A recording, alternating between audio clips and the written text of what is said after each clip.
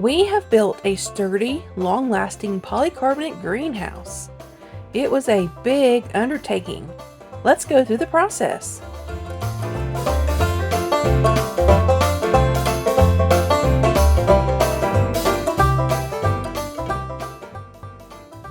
Why have a greenhouse? Well, there are many reasons. We live in a growing zone that can get cold during the winter months. I can start seeds inside the greenhouse a lot sooner than I can in a window in the house, and they will do much better growing if they get a lot of sunshine as opposed to a window in the house. Our house also stays cold during the winter, so the warmth of the greenhouse will help with growing. I can also grow year-round. Many crops are grown in winter months and prefer the cooler climate. Some crops just need to be protected from frosts. It's a great way to grow many additional things year-round, and it helps get a head start in growing in the spring.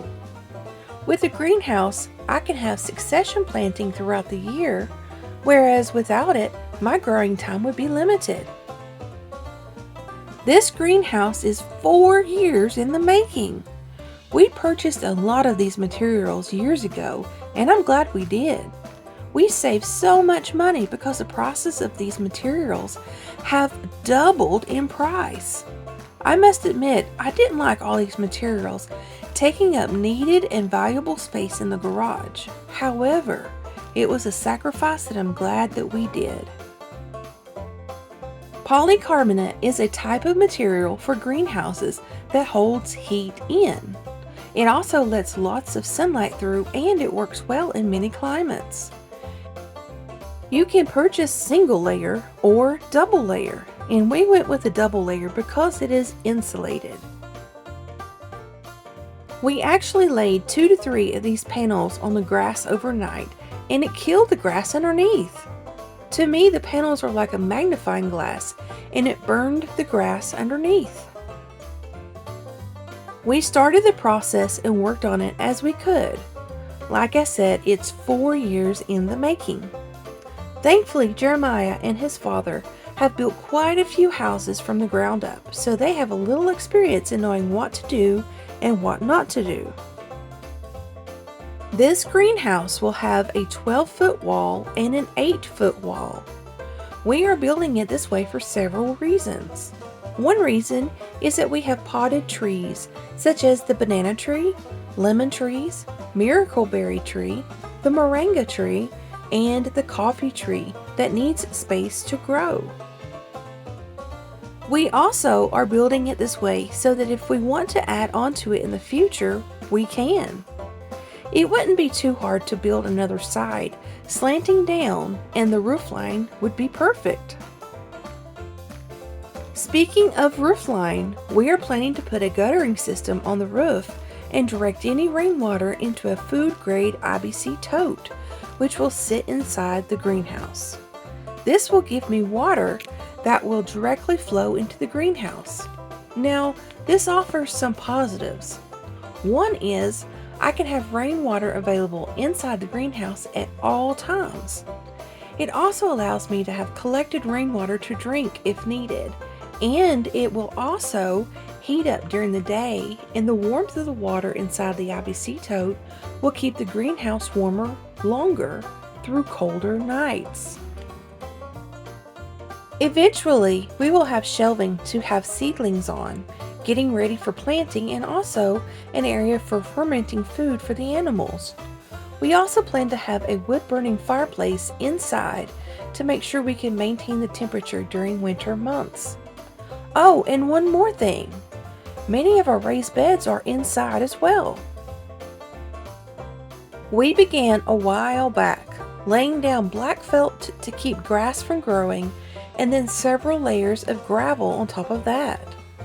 This gravel will help with drainage, but we plan to use something different over the top of the gravel for the flooring. We will have to show you this in a later video. It took several truckloads of gravel and lots of back-breaking shoveling, but we got it down. The first step was to frame the walls. Those 12-foot walls were extremely heavy. It took several people to raise the wall into place. As we quickly learned, it is a good idea to brace everything along the way. Brace it then and not wait. We learned the hard way because it fell after we got the 4 sides up. It wasn't pretty, but no one was hurt in the process. Well, there was one injury, but we will get to that in a moment. Once the framing was up and in place with bracing, it was time for the polycarbonate walls. We decided to stagger the walls and the roof so it would increase the strength. The roof was the dangerous part. 2x4s were laid on the rafters to walk on during the roof installation. Unfortunately, Jeremiah's dad took a fall when he stepped on a rafter that had a knot in the wood. It broke under his weight and he fell. Fortunately, he was able to grab the bracing and catch himself before hitting the ground. That was a scary moment. He did have some bruising and was quite sore, but no lasting negative effects. That is one thing to watch out for if you take on an undertaking this size. Always have people around that can help hold ladders, hand you screws, and go get help if needed. These polycarbonate panels come with sticky plastic. It helps protect the panels in transit from the store to your home. It was hard to pull off at times. We had so much clear and blue plastic it created a huge mound of trash. Along with the panels, we also have the connector pieces. This gives the panels a way to connect without water interfering with the seams. There was quite a bit of caulking still to do. We have 2 doors, one on the front and one on the back. Now the back door doesn't have the polycarbonate, and that is because of 2 reasons. We ran out of the polycarbonate panels and there was no way we were going to go pay what they are charging now for them, and also because of how the greenhouse sits. It is constructed with the ends being east and west. Once the sun rises in the east and gets over the trees, it is basically on the roof, so having an enclosed side with just boards isn't a big deal. This is one of the nicest greenhouses around, and I feel extremely fortunate to have it. As a homesteader and prepper, this will allow us to grow more food and grow year-round.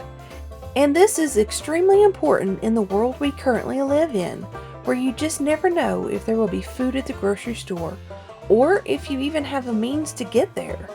Plus, just look at all the health benefits of growing 100% of your vegetables.